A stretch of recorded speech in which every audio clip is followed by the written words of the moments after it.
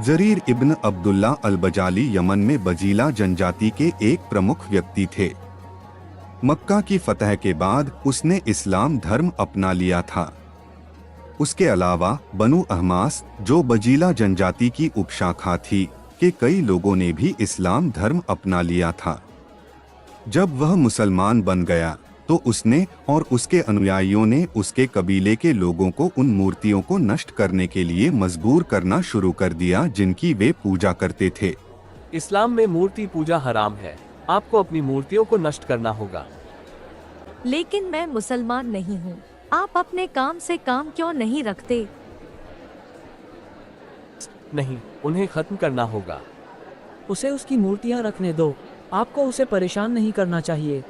यह अब इस्लाम का इलाका है और अब तुम लोग मूर्तियों की पूजा नहीं कर सकते। ऐसा कैसे हो सकता है? यह सही नहीं है। साथियों, थोड़ा सहनशील बनो। नए धर्मांतरित मुस्लिमों के बहुत दबाव में लोगों को उनकी मूर्तियों को नष्ट करने के लिए मजबूर किया गया।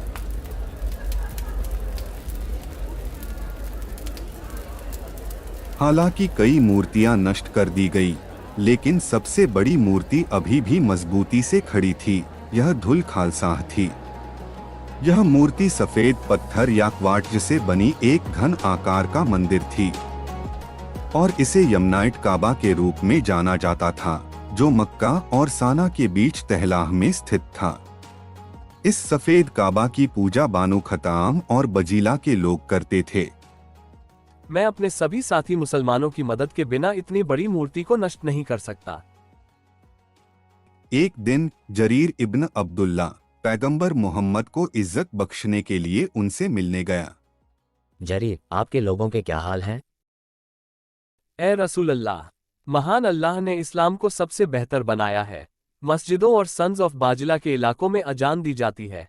जनजातियों ने उन मूर्तियों को तोड़ दिया जिनकी वे पूजा करते थे। धुल खालसा का क्या हुआ? ओह, वो तो वैसे का वैसा ही है। अल्लाह की कसम, मैं इससे भी छुटकारा पालूंगा। ए जरीर, क्या तुम मुझे इससे नहीं बचा सकते? क्या तुम मुझे राहत नहीं दे सकते? पैगंबर मोहम्मद यमनाइट काबा से नफरत करते थे क्योंकि यह उनके मक्का काबा की टक्कर का था। इसलिए उसने जरीर से उस सफेद काबा को नष्ट करने के लिए कहा। ठीक है रसूल अल्लाह।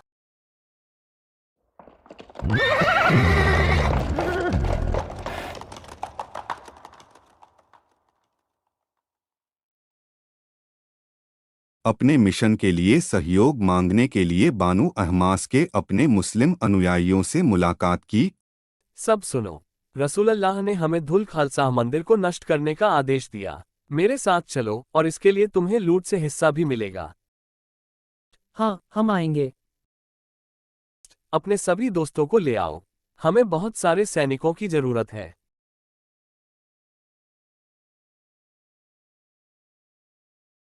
साहिह बुखारी संख्या 4355 के अनुसार जरीर 150 घुड़सवारों के साथ धुल खालसाह यमनाइट काबा को नष्ट करने के लिए निकला।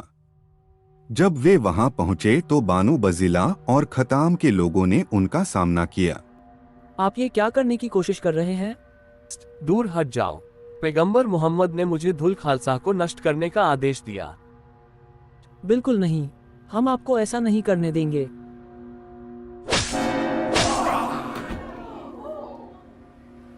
इसके तुरंत बाद ही लड़ाई होने लगी। जरीर इब्न अब्दुल्ला ने वहां मौजूद सभी लोगों को मार डाला।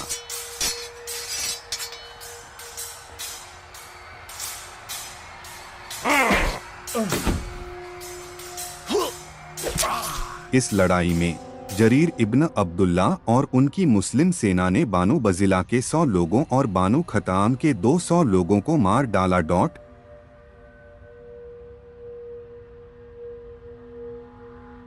हिशाम इब्न अल कालबी ने अपनी पुस्तक the book of idols page 30 में लिखा है कि बानु खताम की एक कास महिला ने कहा, बानु मामा, भाला चलाने वाला हर आदमी अल-वहाब में मारा गया। वे सभी अपने घर में अपने धर्मस्थल की रक्षा के लिए आए थे। उन्हें वहां केवल तलवारों के साथ खून के प्यासे शेर मिले।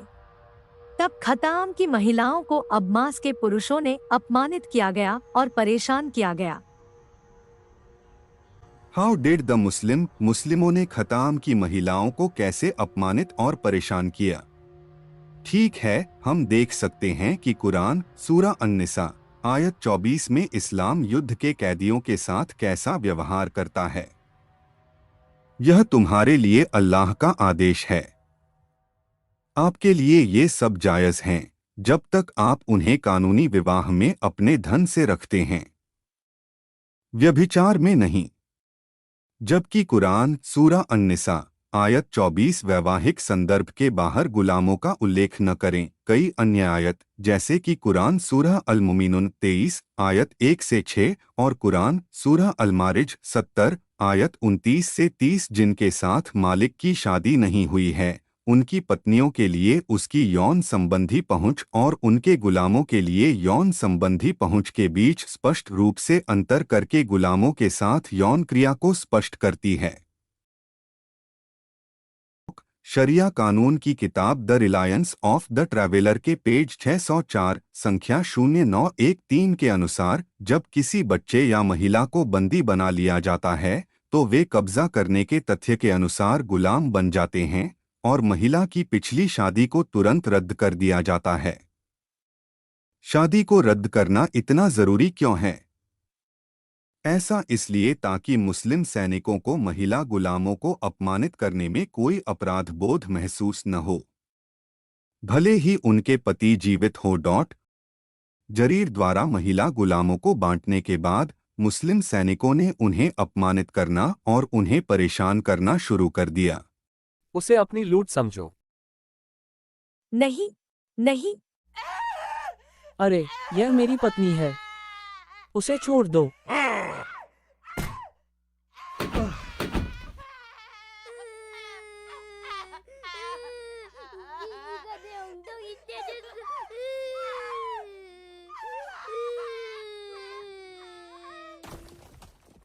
जरीर इब्न अब्दुल्ला और उनके मुस्लिम सैनिकों ने धुल खालसा मंदिर को तब तक तोड़ा जब वह बिल्कुल खत्म नहीं हो गया।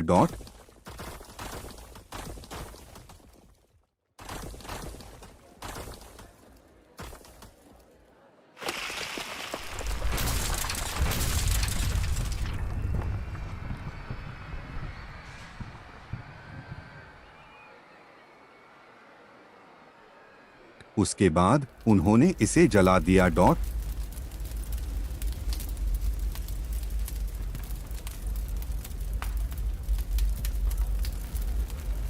बुखारी के अनुसार खंड 5 पुस्तक 59 संख्या 642 तब जरीर ने अहमस के कबीले के अबू अर्तता नामक एक व्यक्ति को पैगंबर के पास खुशखबरी धुए खालसाह को नष्ट कर देने की खबर देने के लिए भेजा।